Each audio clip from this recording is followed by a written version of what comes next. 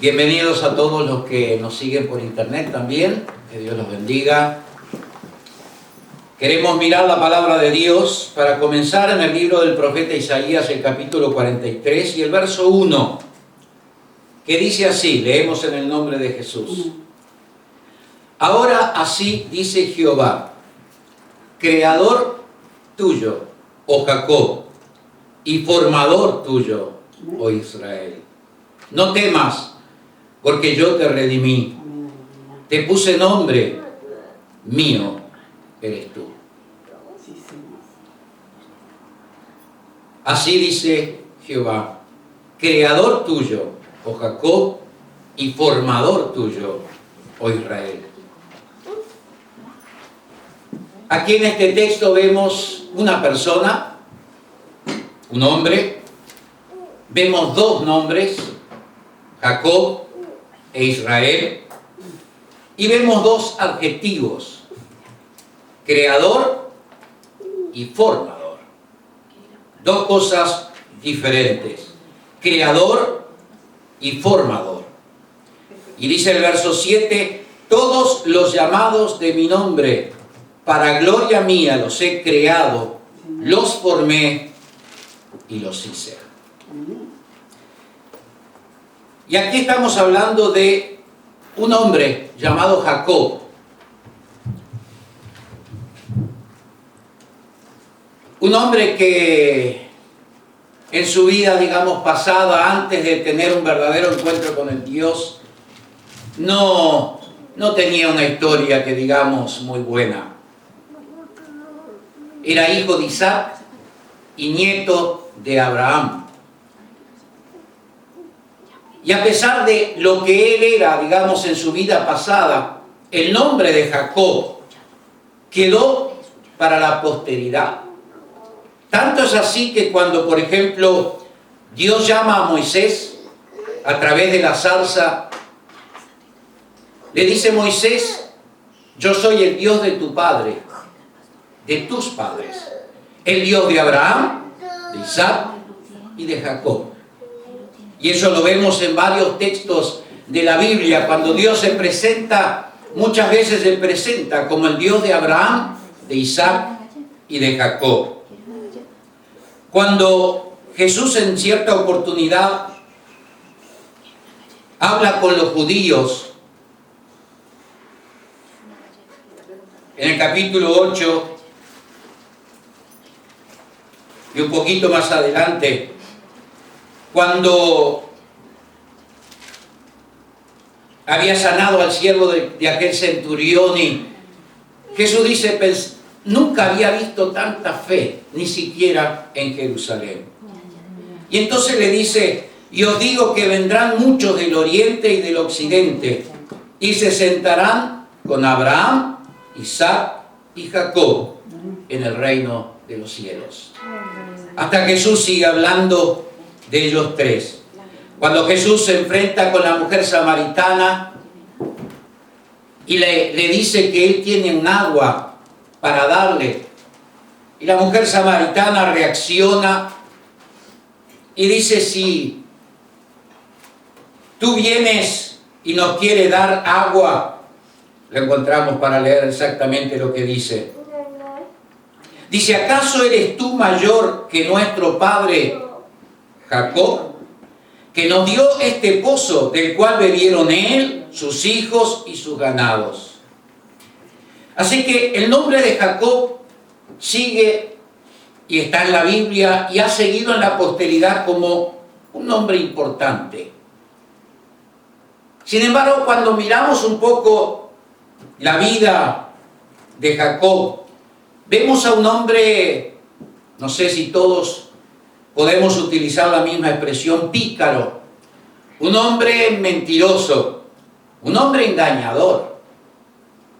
Primero engaña a su hermano, que era el primogénito, que era el que debería haber quedado quizás como este tercer nombre, porque era el primogénito, Esaú.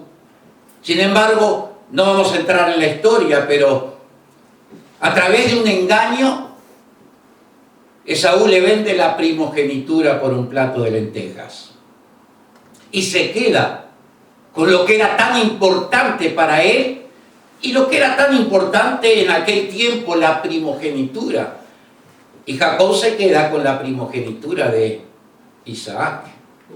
Luego, después de mucho tiempo, también engaña a su padre, un hombre ya de mucha edad, Isaac, ciego, se está muriendo y él quiere bendecir a su primogénito, que él pensaba seguía siendo Esaú. Pero con artimañas, Jacob se hace dar la bendición, que era tan importante.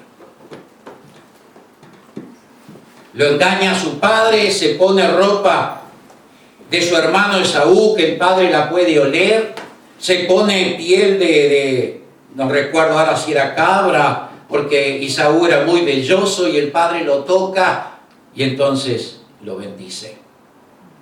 Se queda con la bendición y por eso es tan importante la bendición que Isaac le dio a Jacob, que a pesar de no ser el primogénito, siguió siendo Dios cuando se presenta, el Dios de Abraham, de Isaac y de Jacob, cuando debería haber sido Esaú. Ese era el viejo hombre, Jacob, el que la Biblia dice cuando leímos, creador tuyo, oh Jacob.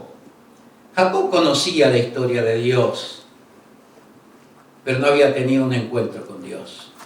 No había tenido un verdadero encuentro con Dios. Él era creador de Dios, él era creación de Dios. Él era creación de Dios. Y por eso aquí leemos, creador tuyo, oh Jacob. Pero luego dice, formador tuyo, oh Israel. Porque hay un lugar que se llama Peniel, que quiere decir, entre otras palabras, ver a Dios cara a cara. Cuando Jacob tiene un verdadero encuentro con Dios, y ahí pasa de ser el creador, la creación de Dios, a ser el formador. Génesis capítulo 32, verso 24 en adelante, leemos lo siguiente. 32, 24 en adelante. Así se quedó Jacob solo, y luchó con él un varón hasta que rayaba el alba. Y cuando el varón vio que no podía con él, tocó en el sitio del encaje de su muslo y se desconyuntó el muslo de Jacob mientras con él luchaba. Y sabemos que ahí era un ángel de Dios, que le dijo, déjame, porque raya el alba. Y Jacob le respondió, no te dejaré si no me bendices. Y el varón le dijo, ¿cuál es tu nombre? Y él respondió, mi nombre es Jacob. No se dirá más tu nombre Jacob, sino Israel, porque has luchado con Dios y con los hombres y has vencido. Entonces Jacob le preguntó y dijo, declárame ahora tu nombre. Y el varón respondió, ¿por qué me preguntas por mi nombre? Y lo bendijo allí. Y llamó Jacob el nombre de aquel lugar Peniel, porque dijo, vi a Dios cara a cara. Y a partir de ese momento empieza en la vida de Jacob un proceso de cambio, un proceso de transformación tan grande que Jacob, el engañador, el mentiroso, pasa a ser otro hombre. Un hombre cambiado, un hombre transformado, porque en Peniel había tenido un verdadero encuentro con Dios. Y podemos decir que a partir de ese momento el viejo Jacob muere y se levanta un nuevo hombre, un hombre cambiado, un hombre transformado, hasta con un nuevo nombre. Y es importante que todos entendamos, quienes aquí estamos y quienes nos siguen por internet, que todos somos creación de Dios. Pero no todos son hijos de Dios. No todos son hijas de Dios. Y a veces Cuando salimos a dar testimonio de nuestra fe en Jesús, nos podemos encontrar con esa reacción. ¿Cómo que no soy hijo de Dios? ¿Qué soy yo, un animal o qué soy? Pero de acuerdo a la Biblia, podemos entender que hay un momento en el cual pasamos de ser creación de Dios a ser hijos e hijas de Dios. Dice así San Juan el capítulo 1 y el verso 12. Más, hablando de Jesús, por supuesto, mas a todos los que le recibieron, a los que creen en su nombre, les dio potestad. Otra versión dice derecho, otra versión dice autoridad, de ser hechos hijos de Dios, los cuales no son engendrados de sangre, ni de voluntad de carne, ni de voluntad de varón, sino de Dios. Sino de Dios. Para ser hechos hijos de Dios, hijas de Dios, necesitamos tener un encuentro con Dios a través de Jesús, Señor, como Jacob lo tuvo con el ángel en ese lugar llamado Peniel. Un encuentro personal con Jesús. Y allá en Peniel comienza entonces, como dijimos, un verdadero proceso de cambio, un verdadero proceso de transformación que se tiene que ver en las actitudes de cada uno de nosotros, que recibamos a Jesús en nuestro corazón, que pasemos de ser creación de Dios a ser hijos e hijas de Dios. Y eso se verá a través de nuestras actitudes, a través de nuestras acciones, a través de nuestra vida, a través de nuestras obras. No por obras somos salvos, porque eso es lo que dice la Biblia, para que nadie se gloríe. Las obras no nos salvan. Lo que sí, cuando somos salvos, perdonados por Dios, encaminados en el camino del Señor, nuestras obras pasan a ser diferentes. Nuestra vida pasa a ser diferente. Y leía un poquito más adelante la vida de este Jacob, de este mentiroso, de este engañador, pero ahora cambiado o habiendo iniciado un proceso de cambio, de transformación. Y dice la Biblia lo siguiente: entonces Jacob dijo a su familia y a todos los que con él estaban: quitad los dioses ajenos que hay entre vosotros, y limpiaos, y mudad vuestros vestidos, y levantémonos, subamos a Betel, y allí haré un altar al Dios que me respondió en el día de mi angustia, y ha estado conmigo en el camino que he andado. amén, aleluya. Aleluya. Y tú puedes buscar en el libro de Génesis la historia de Jacob antes de tener el encuentro con ese ángel enviado por Dios en ese lugar llamado Peniel, y esta reacción de ahora, cuando invita a su familia a quitar los dioses ajenos, a vestirse ropa nueva, ropa limpia, y subir a Betel y allí adorar a Dios. Eso no lo hubiera hecho nunca antes el hombre viejo llamado Jacob. Y vemos también en la Biblia, podría nombrar una cantidad de ejemplos, pero te nombro dos. Uno del Antiguo Testamento, o sea, nombres bien conocidos de gente que logró grandes cosas por Dios. De que pasaron de ser creación de Dios a ser formación de Dios. Dios pasó de ser un creador a ser el formador de ellos. Uno de ellos era Moisés.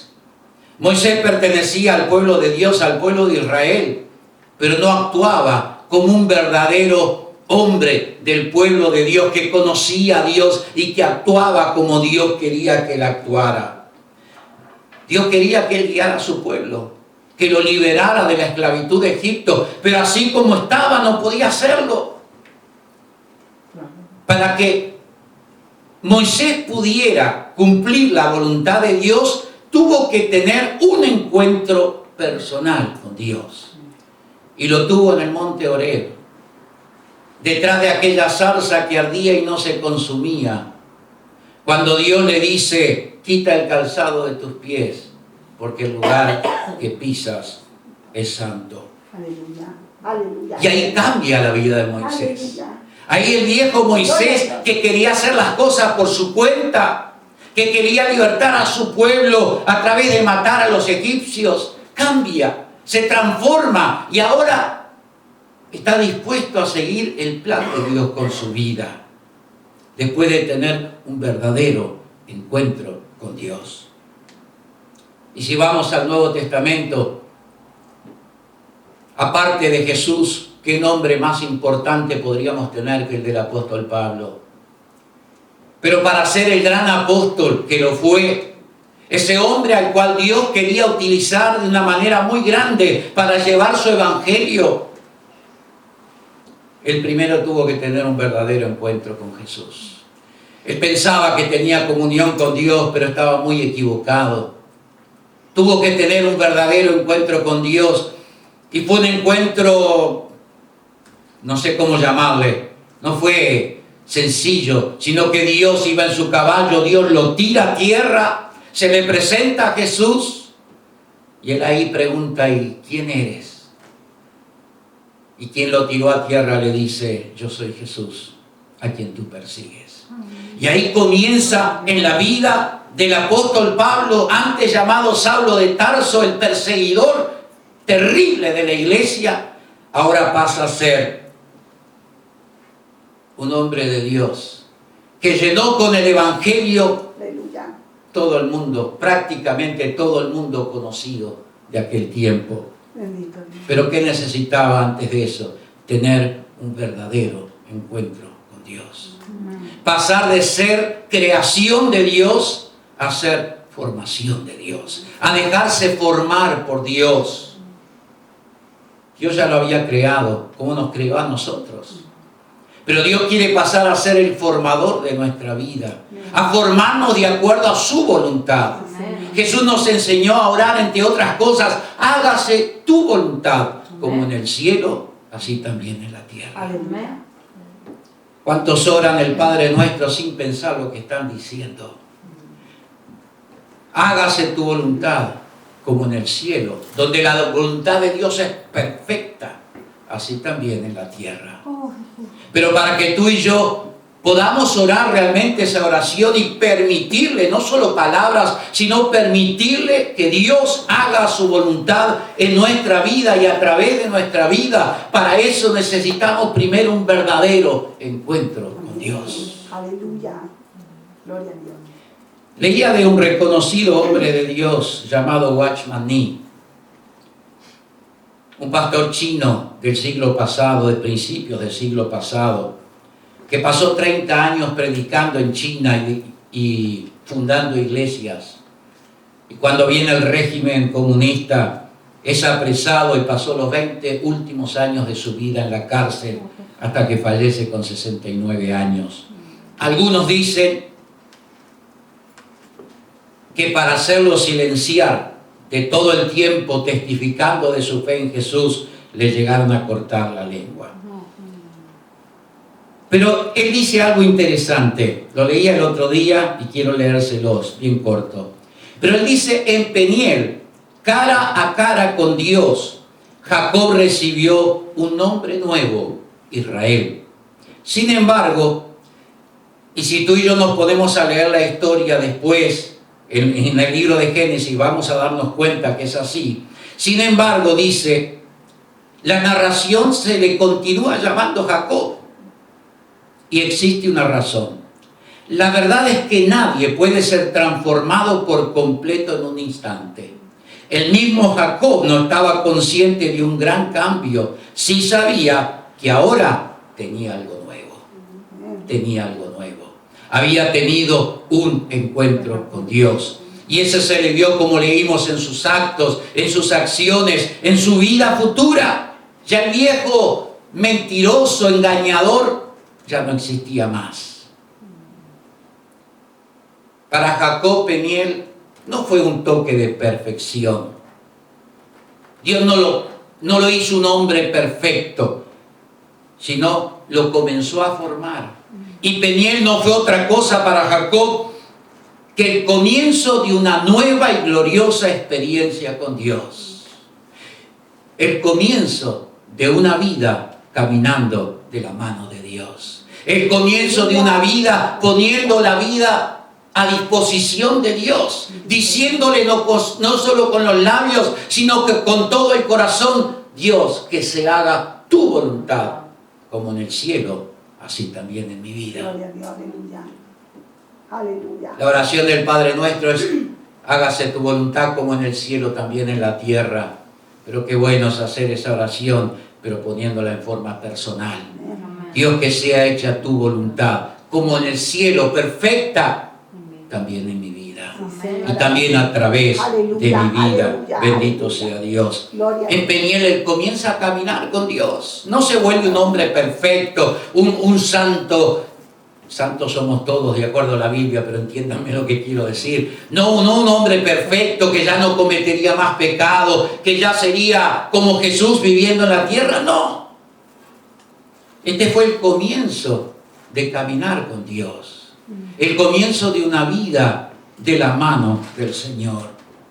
Y queridos, como cristianos que somos, que hemos tenido un verdadero encuentro, si lo hemos tenido, un verdadero encuentro con Dios, no somos perfectos. Ninguno de nosotros es perfecto. Para ser verdaderos cristianos, verdaderos hijos e hijas de Dios, verdaderos discípulos y discípulas de Jesús, primero necesitamos, sí, un verdadero encuentro con Dios. Entregar nuestra vida en las manos de Dios a través de Jesús. Creer en Él como el Salvador, como aquel que vino a la tierra, que murió por nuestros pecados. Que quiere perdonarnos, que quiere limpiarnos y que quiere hacernos nuevas criaturas. Después de ese momento, sí, llega el momento de decirle: Señor, yo quiero hacer tu voluntad. Yo quiero cambiar, Dios. Yo quiero hacer las cosas de otra manera. Pero quizá le decimos: Señor, tu palabra dice que todas las cosas viejas pasaron y aquí todas son hechas nuevas. Y yo digo amén, porque es así. Pero también digo: Señor, tú quieres obrar continuamente en mi vida, pero ayúdame a poner de mi voluntad para decirte: Señor, yo quiero que tú lo hagas. Yo quiero que tú lo hagas. Y entender, queridos, que solos no lo podemos hacer. Solos no lo vamos a poder hacer. Porque el mismo apóstol Pablo dice: hay una ley en mis miembros que es tan fuerte y que me lleva al pecado y que me lleva al mal, que me lleva a hacer lo que hacía en mi vida anterior. Pero gracias a Dios, por medio de Jesucristo, que nos da la victoria, dice. Claro que sí, pero tenemos que entender que solos nada, no podemos hacerlo. Para eso fue enviado el Espíritu Santo a la tierra. Ese Espíritu Santo que la Biblia lo llama el ayudador.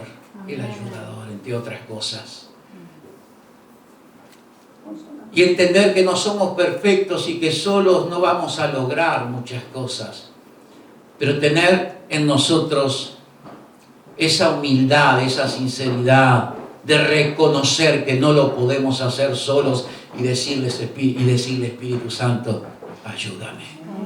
Yo no puedo hacer esto, Espíritu Santo. Yo no puedo hacer aquello, pero ayúdame. Ayúdame. A mí me gusta coros antiguos y hay un coro que dice: sin ti nada somos en el mundo. Sin ti nada podemos hacer. Ni las hojas de los árboles se mueven si no es por tu poder. Mas contigo, Señor, todo es posible. En tu nombre victoria he de tener. Pues tu sangre vertiste en el Calvario y tu gloria yo he de ver. Sin ti nada somos en el mundo. Ese otro coro que cantamos también: te necesito, Espíritu Santo, para enfrentar un nuevo día aquí. Pues débil soy y solo no lo podré. Santo Espíritu, llena mi ser. Reconocer que somos débiles y que solos no podemos hacer nada.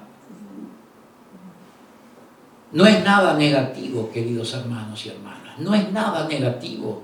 Claro que en fe decimos somos más que vencedores. Pero cuando estamos ahí solos en la presencia de Dios, no es nada negativo decirle, Señor, soy débil. Si tú no me ayudas, fracasaré. Si tú no me ayudas, caeré. Soy débil, Señor, pero tú me haces fuerte. Porque es lo que dice la Biblia. Diga el débil. Fuerte soy. ¿Cómo? Fuerte soy. Diga el débil. Fuerte soy. Fuerte soy. Pero ¿quién fuerte? El débil. Señor, pero ¿cómo es débil y soy fuerte? Amén. Soy débil solo, pero soy fuerte con Él. Amén. Oh, bendito sea el nombre del Aleluya. Señor. Aleluya. Hay otro texto y con eso quiero ir terminando. En Jeremías capítulo 18, donde nos habla de la historia de un alfarero. Gloria a Dios. Es palabra de Dios a Jeremías y le dice, levántate y vete a casa del alfarero y allí te haré oír mis palabras. Y descendí a casa del alfarero y he aquí que él trabajaba sobre la rueda. Y la vasija de barro que él hacía se echó a perder en su mano y volvió y la hizo otra vasija, según le pareció mejor hacerla. Entonces vino a mí palabra de Jehová diciendo, ¿no podré yo hacer de vosotros como este alfarero, oh casa de Israel? He aquí que como el barro en la mano del alfarero, así sois vosotros en mi mano, oh casa de Israel. Gloria a Dios. Hace unos días cuando leía este texto y escuchaba a través de internet ese coro que tiene que ver, no sé si lo cantaremos o no después, pero ese coro que habla del alfarero y que a veces necesito ser quebrado en sus manos para que Él vuelva a formarme como Él quiere, de acuerdo a su voluntad. Me sentí tocado hasta las lágrimas, porque me di cuenta cuántas veces me he quebrado en sus manos. Desde que conozco al Señor, le sigo y le sirvo, cuántas veces me he quebrado en sus manos. Pero mi Dios, como el buen alfarero, en su amor, en su misericordia, en su paciencia, ha comenzado otra vez a moldearme, ha comenzado otra vez a formarme de acuerdo a su voluntad, de acuerdo a como Él quiere hacerlo. Gloria a Dios. Bendito sea el nombre de Dios. Para ir terminando, pregunto, ¿necesitas como Jacob quizás un Peniel? ¿Un verdadero encuentro con Dios? ¿Necesitas una experiencia que te muestre el camino a vivir conforme a la voluntad de Dios? Quizás necesitas un monte Oreb para poder oír la voz de Dios mostrándote cuál es el camino que tú debes seguir. O quizás como Pablo, ser derribado a tierra para reconocer tu total necesidad de Dios, que solo no puedes. Hermanos y hermanas, como cristianos, como verdaderos hijos de hijas de Dios, no solo creación, formación de Dios, fracasamos, a veces caemos, cedemos a la tentación y nos sentimos mal. Porque Dios nos ha dado algo que se llama la conciencia. Y cuando caminamos con el Señor, esa conciencia se va haciendo cada vez más sensible. Y a veces una tontería que cometemos, pero que no está bien. Y la conciencia enseguida nos acusa, porque se ha vuelto sensible. Mientras que al contrario, la Biblia habla de una conciencia encallecida. Aquellos que pecan y pecan y pecan, y es una vida continua de pecado, de mentira, de engaño, y al final la conciencia se cauteriza y ya casi que no actúa. Pero cuando tenemos esa conciencia de hijos e hijas de Dios, nos sentimos mal Y a veces parece que, Señor, ya no sirvo para nada. Y sabes, y lo digo por experiencia propia, por supuesto, no solo porque lo encuentro en la Biblia. Ahí aprovecha el diablo, nuestro enemigo, para decirnos justamente esas palabras. No vale la pena seguir. No vale la pena. ¿No ves que no sirves para nada? ¿No ves que pasas fallándole a Dios? El camino de Dios no es para ti, no es para los débiles. El camino de Dios es para los fuertes, los valientes, los vencedores, etcétera, etcétera, etcétera. Él es experto en hacernos sentir peor de lo que nos sentimos cuando vemos que nos hemos quebrado un poco en las manos de Dios. Y quiero decirte, si has escuchado esa voz que no viene de Dios, esa voz que viene del enemigo de nuestra alma, que no quiere el bien para nosotros, quiere el mal para nosotros.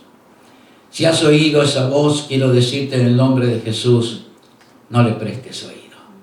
No le prestes oído. Porque el amor de Dios es grande. Porque la misericordia de Dios, dice la Biblia, se renuevan de día en día. Se renuevan cada mañana. Porque la paciencia de Dios es grande con nosotros.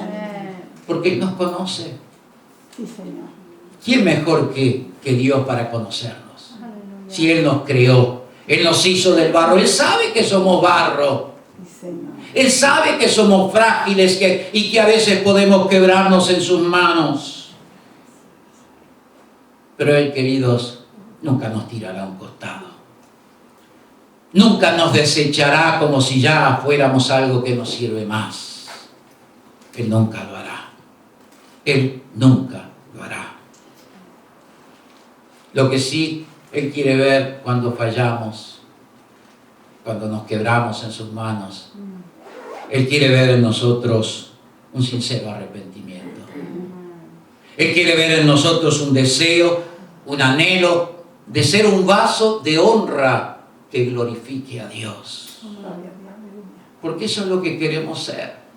Un vaso de honra que glorifique a Dios. Y si Él ve esa actitud en nosotros, Él seguirá trabajando en nosotros. Él seguirá trabajando en nosotros. Y Él seguirá formándonos.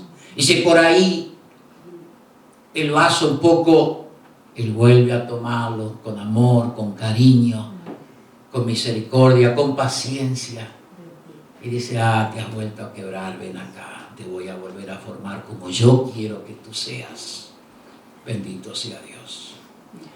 Todo cristiano pasa por pruebas. Todo cristiano, todo hijo e hija de Dios pasa por tentaciones, por frustraciones, por fracasos. Pero si has errado en el camino, si has caído, no te quedes caído. Acepta la mano del Señor que está extendida como se la extendió a Pedro. Y le dijo, Pedro, arriba. No te quedes en el agua, no te hundas, no te mueras.